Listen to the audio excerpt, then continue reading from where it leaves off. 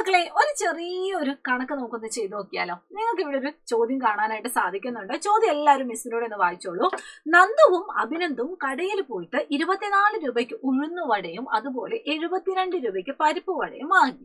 ആകെ എത്ര രൂപ കടക്കാരന് കൊടുക്കണം? ചോദ്യം എല്ലാവരും മിസ്സിനോട് വായിച്ചിട്ടുണ്ടാവുമെന്ന് പ്രതീക്ഷിക്കുന്നു. അപ്പൊ നമുക്ക് അതിന്റെ ഉത്തരം കണ്ടുപിടിക്കാം അല്ലെ. അപ്പൊ എന്തൊക്കെ സാധനങ്ങളാണ് നമ്മുടെ നന്ദുവും അഭിനന്ദും കൂടി കടയിൽ പോയിട്ട് മേടിച്ചത്?